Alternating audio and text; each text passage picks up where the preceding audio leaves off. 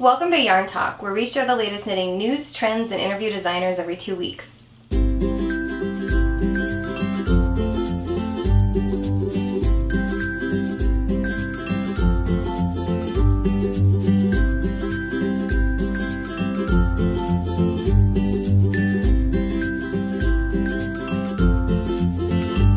I'm Leah, and today I'm going to interview my co-host, Heidi Gusted.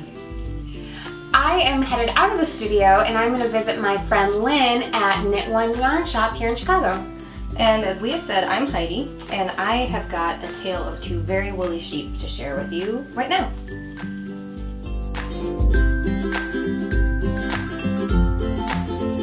There have recently been 2 very viral stories online about some sheep with exceptionally long wool coats wandering the earth.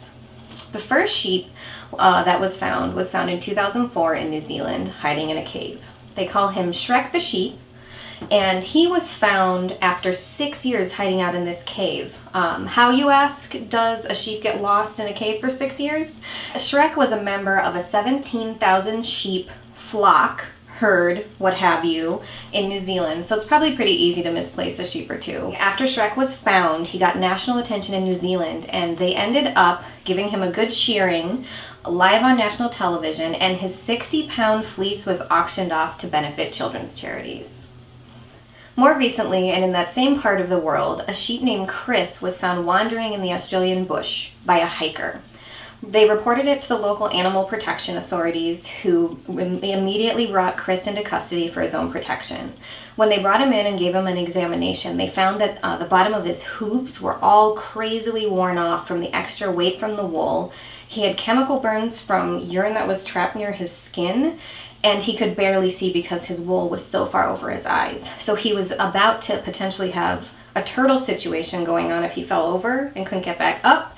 And also, he was very vulnerable to predators in that state. So, much like Shrek, Chris went internationally viral right away, and the RSPCA in Australia put out a call for skilled sheep shearers to help with Chris's hairy situation.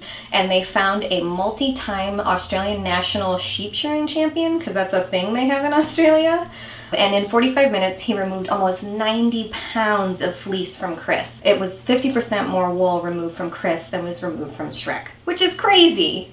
Hundreds of years ago, sheep didn't naturally endlessly produce wool. It's only through animal husbandry and breeding that we have breeds like merino sheep, which Shrek and Chris both are, that endlessly produce wool for the textile and yarn industry. Luckily though, Shrek and Chris have become internationally famous, and their stories have a very happy ending.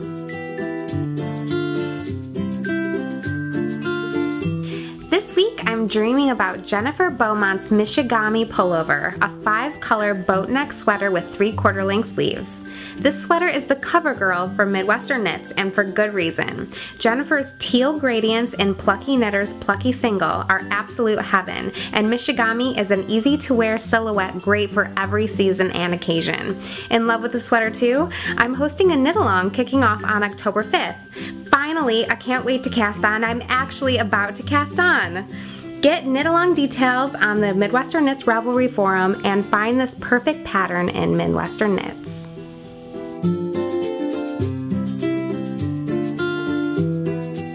Hey everybody! Today we are going to continue our Meet the Host series with Heidi Gusted, who is the one who came up with this idea to have a knitting show. Heidi, will you tell us how you came up with this idea?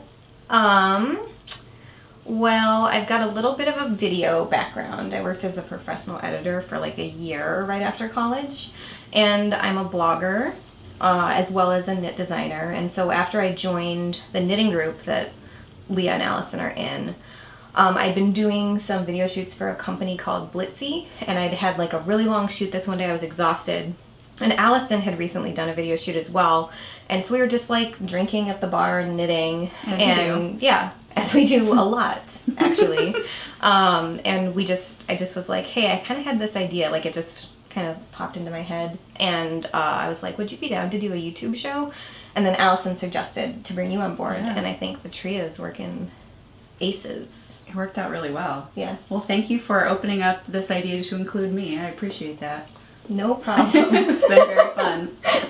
So as you mentioned, you are a successful craft blogger, and so you're kind of coming to the knitting design industry from that perspective. Can you say why you decided to kind of focus on knitting?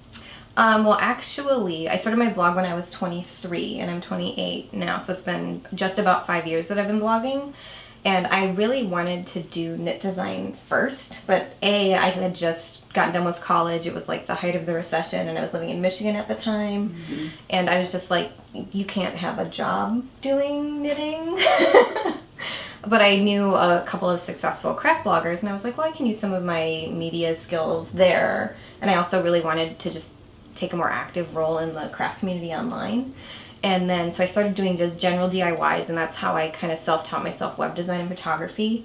And then, like 18 months ago, I had put a free pattern out that went fairly viral as far as DIY blog free patterns go.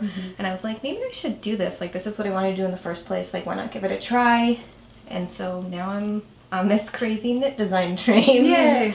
And it's fun. It just felt like time to get into it more seriously. I think so, yeah. And I felt like I had the confidence with the photography skills that are so key for marketing knitwear that I just thought it was time to dive in. And I wanted a little more of a challenge from a design perspective that knitting brought than I was getting from just general DIYs online.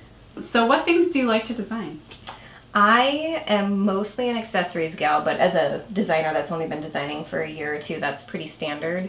I am pretty much obsessed with cowls. I'm working on a large lace wrap right now. In a couple episodes we talked about our fine weight yarn obsessions, and this ties in with that, but it's slightly less masochistic than the full-on lace weight. But yeah, and I started designing shawls this year, and they're pretty addictive. Yes. Awesome. Yeah. Yeah, you've got some beautiful things that are, I think that people have really been drawn to. And your aesthetic is very clean and fresh, and you do a really good job with your marketing and everything, so. Thanks. Good job. I'm also from North Dakota, so I'm terrible at doing more than like reacting like this when I get a compliment. Yeah. Take my praise. So we have to continue the tradition of talking about animal photobombs. Yeah. If there were to be an animal in the studio that would be your spirit animal or your animal interrupter, what would it be? I actually, for some reason, didn't even think about this before this moment. I mean, I have 2 dogs, so they, if we were in my house, would totally be here, like, crying and scratching at the door. But the manatee was a pretty epic photobomb example from Allyson. Yeah. So you gotta step up your game.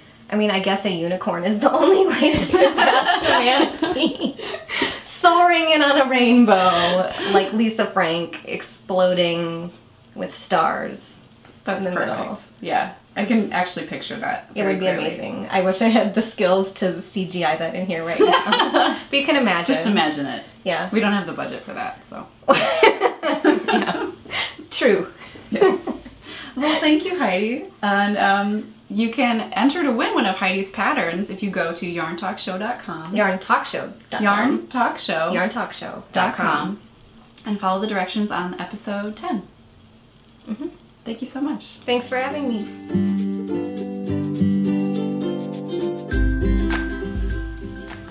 Truss by Shelly Anderson is a completely unique tunic with high side vents, a funnel neck, and an overall lush yet structured feel.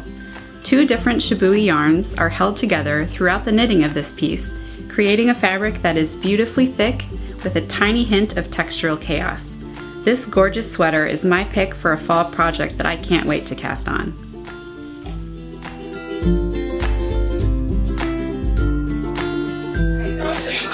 Allyson with YarnTalk, and today I am in Knit One yarn shop here in Chicago with the owner, Lynn. Hey, Lynn. Hi. Thanks so much for having us in your store. Thank you for doing it. Can you tell us a little bit about Knit One and what it brings to Chicago?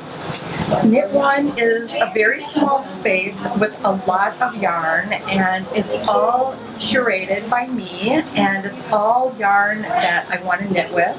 It's mostly natural fibers. I try and source things that are American made, or at least from first world countries.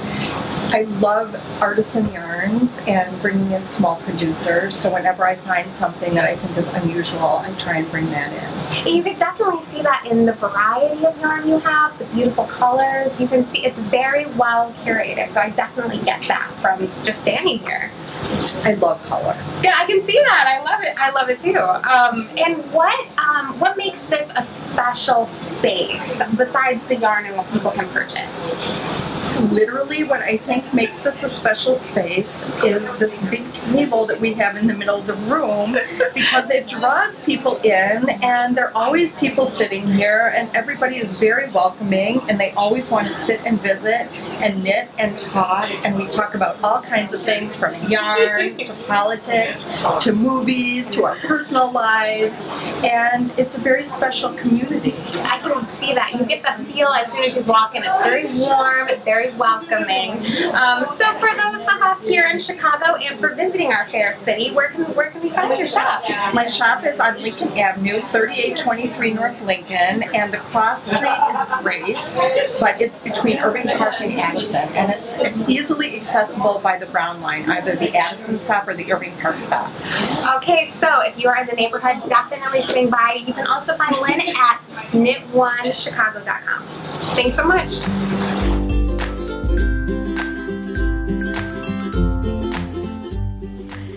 I really love Rosemary Hill's designs. Her Squall line shawl from the fall 2015 Interweave Knits is knit in a heavier than average yarn for a lace shawl. The resulting piece is oversized, comfortable looking, and quicker to knit than you'd think. With a simple triangle construction, lace worked on the right and wrong sides, and an uneven edging, this big shawl packs a visual punch. Thanks so much for watching Yarn Talk.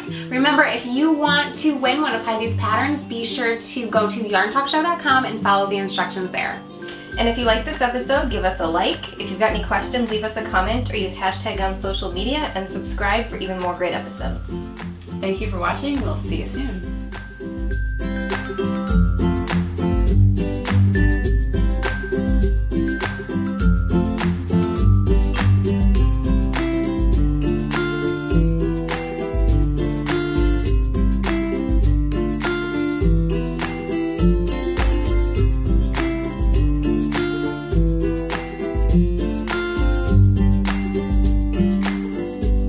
See you on another time. Catch you later. Catch you on the flip-flop.